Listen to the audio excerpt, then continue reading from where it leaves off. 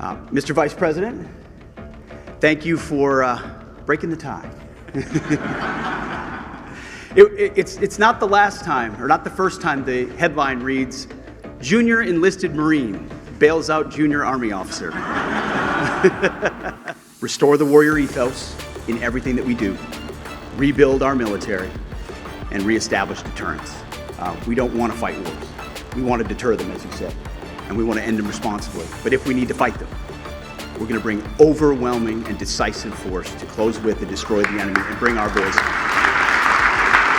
Are there any senators in the chamber who wish to vote or change a vote? If not, on this vote, the yeas are 50 and the nays are 50. The Senate being equally divided, the Vice President votes in the affirmative, and the nomination is confirmed. All praise and glory to God. His will be done, and we're grateful to be here. And as I said in my hearing, it was Jesus and Jenny. I would not be here without you, sweetheart. Thank you so much. I want to thank the President of the United States, our Commander-in-Chief, Donald Trump. We could not have a better Commander-in-Chief than him. It is the honor of a lifetime, sir, to serve under you. We look forward to having the backs of our troops and having your back in executing peace through strength, in putting America first, and in rebuilding our military. Mr. Vice President, thank you for breaking the tie. It's not the last time, or not the first time the headline reads, Junior Enlisted Marine Bails Out Junior Army Officer.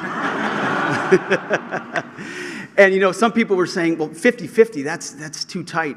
And Senator Mark Wayne Mullen was nice enough to take my kids up to the gallery to watch the actual moment that the Vice President sealed the deal.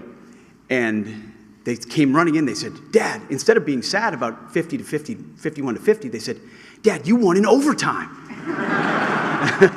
That's the perspective I like. So thank you throughout this process, Mr. Vice President, for being incredible. I also want to thank the chairman of the Senate Armed Services Committee. So many members of the Senate Armed Services Committee, we became fast friends in this process. The advice, the consent, the wisdom, the guidance. I look forward to working with all of you and other senators to ensure the Defense Department has what it needs, that our nation has what it needs, and that we're prepared to defend it in all moments. To my staff, amazing staff who were with us this entire process, I see so many of you through thick and thin.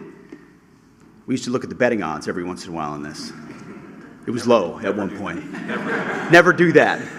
But we defied them. And there were so many folks on the inside and then allies on the outside who stood by us every single moment. And we are eternally grateful for that. And I want to thank the warfighters. I want to thank the men and women wearing the uniform. And I've said this before when I speak, and I mean it.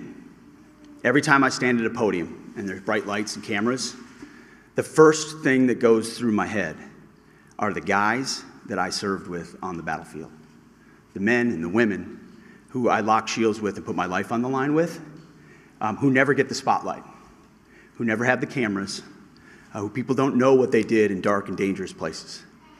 But I know. And at the Pentagon, we're going to remember and we're going to know. And we're going to think about those warriors with every single decision that we make. We will put America first. We will bring peace through strength. And the three principles I talked about are what we will bring to that Pentagon. Restore the warrior ethos in everything that we do. Rebuild our military and reestablish deterrence. We don't want to fight wars. We want to deter them, as you said. And we want to end them responsibly. But if we need to fight them, we're going to bring overwhelming and decisive force to close with and destroy the enemy and bring our voice home.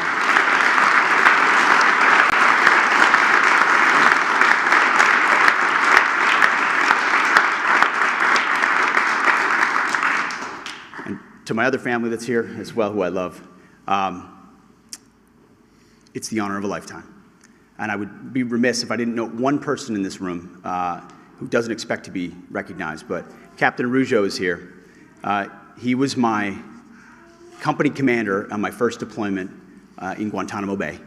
He was there on June 3rd, 2003, when I first swore in as a second lieutenant at Princeton University, and he swore me in. And I wanted to make sure he was here today with me as well. Thank you very much, sir.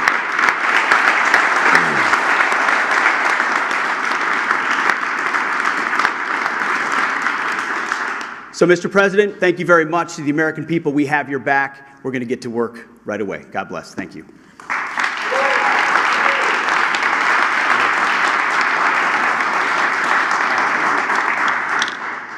All right, I guess that's it. Any questions?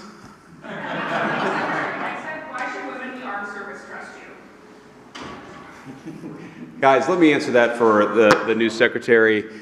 All people in our armed services should trust him because he looks out for them and he's going to fight for them. And he's going to make sure that we have the kind of military that we can all be proud in, that we can all be proud of, and that, again, when we send it to do a job, we do it well, we do it quickly, and then we get the hell out. And that's what Secretary Hegseth is going to bring to the Department of Defense. Anything else? Are you worried about any of the nominees coming really close to the line as we saw with Hegseth? You know, as I learned with the Buckeyes just a week ago, when you win the championship, you don't give a damn what the score was. We won the championship on this one. We've got a great Secretary of Defense. We're proud of him, and he's going to do a great job. Thank you all. Take care.